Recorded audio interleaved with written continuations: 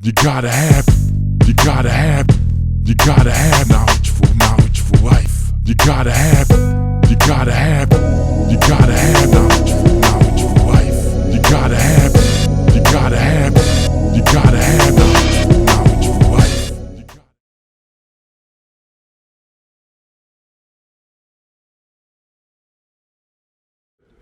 This is our body. This is our temple, which houses our soul. So my point is, the food or whatever you put into your body is what constructs and builds your body. So do you have a weak foundation or a strong foundation? So everything you put into your body is the only thing that your body has to use to heal, repair, and rejuvenate itself. It's a shame to say that someone like Clarence Thomas would represent a company like Monsanto, who now will not allow labels to say that they are genetically modified, but that is the fight that we're going through right now. I take care of a lot of autistic children as a nurse. As a wound nurse, I see a lot of diabetic wounds, but I take care of a lot of autistic children as well, and they all have a connection to being ill in their gut. So basically, just about every child that's born with a chromosomal disorder or with autism also presents with a G-tube and a trach, and it's just about that way across the board. I'm taking care of them from infancy, from birth, all the way up to following them till they're 27 to 30 years old, if they live that long. But many of them are not able to consume food through their mouth, and we all know that mastication is where nutrition starts. So if you can't chew something that's healthy for your body, then you're not receiving the nutrition. I was given the opportunity to present before Congress last year. Actually, my cousin, he's the congressman for New Orleans, Cedric Richmond, and then I met Congressman Donald Payne, who's a congressman for New Jersey. And he invited me to go to Cuba with him last year. So he took a delegation in Cuba last year. We toured medical facilities, we toured hospitals, we toured laboratories. We actually toured Elam, which is a medical school started by Castro. It is free. And if you are African American or a minority, they recruit people to go to Elam. So if you want to go to medical school, you need to Google Elam. It is in Cuba, it's free. It's a 6-year program because you come out bilingual. But one thing I learned while I was in Cuba, their health care is better than ours. From day one, from the time you were born to the time you die, in Cuba you have health care.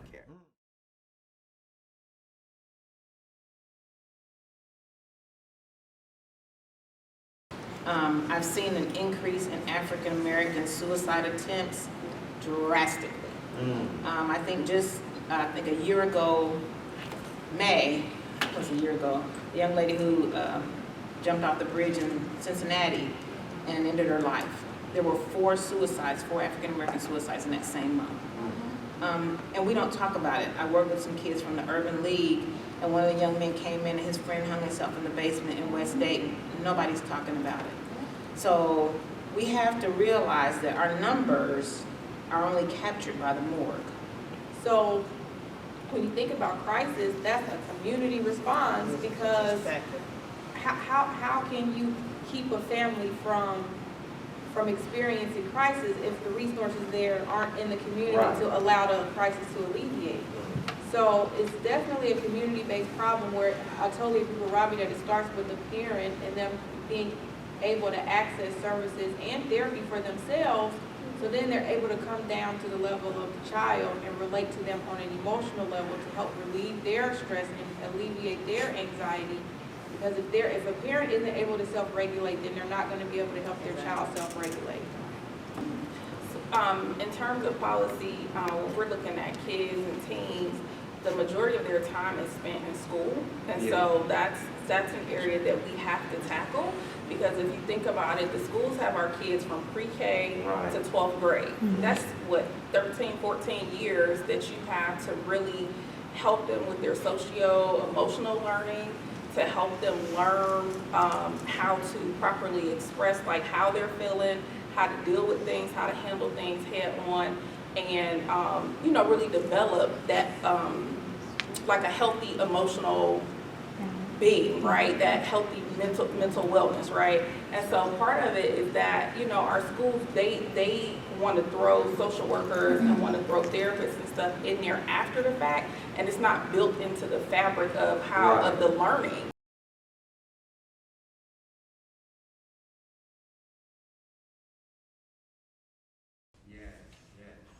All right, so I'm going to talk a little bit about the pros and cons of being an entrepreneur, because it's not all roses and dandelions. So we're going to start off with the pros, though. So freedom, that's the number one thing that when I was doing my research that I found people liked about being an entrepreneur. You get to decide who you work with, what you do, when you work, where you work, how you work. So you get all these different opportunities to really navigate or decide how you want your business career to form. And that's super important because a lot of people don't like the typical 9 to 5, or they don't want to work third shift, or they don't like working with certain type of clientele because they don't get good responses from those type of clients. And so with this, with being an entrepreneur, you can make all those decisions on how you want people to see you, build your reputation in a way that best fits you.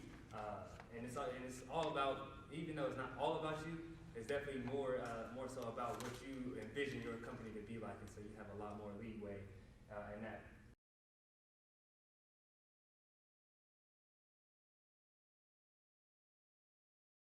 Because the one thing we all have in common is we are all a part of the human family. There are diversities of ethnicities within that family, but if you really want to have some pride in yourself, know that we were the first family. You can get every color out of us, but no colors without us. I'm not listening, I don't hear nobody, but I'm listening to God though. That's right. If you want to impact culture for good, you've got to have an encounter with God. If you have an encounter with God, then you'll treat the people you meet differently. And I know this ain't an easy message to preach because it ain't a popular message and it ain't gonna get me in the president's office. But it's a true message because people are impacted by the culture that they live in. And the culture is shaped by our perspective of our God. Today, sky is the limit, okay? With technology, I'm gonna move this table back. With technology, not only can you live the life you've always wanted to live, not only can you live the dream you've always dreamt, you can also leave a legacy behind for those who have come after you. If you and I have been here for over 400 years, and every single month, every single day, every single hour, you and I, we know we have caught hell. And our living situation under the system of white supremacy causes mental disorder. Anytime you're under a system of injustice, that injustice causes a mental disorder. I know a lot of us don't like to think that we're crazy, but we know by the way some of us act that we have absolutely lost our mind. So we need mental health and counseling. And there's nothing wrong, and it's a beautiful thing that we see a lot of artists today talking about their mental health situation, talking about them going to see counselors. And we should all go see counselors, especially those of us who want to get married.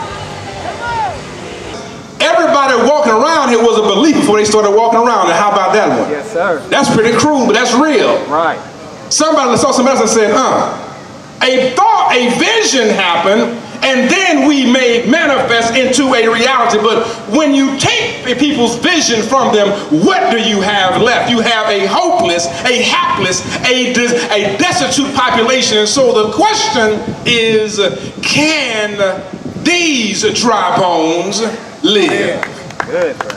And so there has to be a special word spoken to, breathed into from those who have insight from something greater than themselves to say, yes, these bones can live.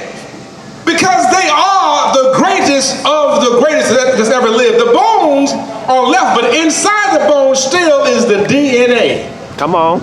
And the DNA that's inside the dry bones of the black man in America is a DNA that's been here for thousands of years. You gotta have it. You gotta have it.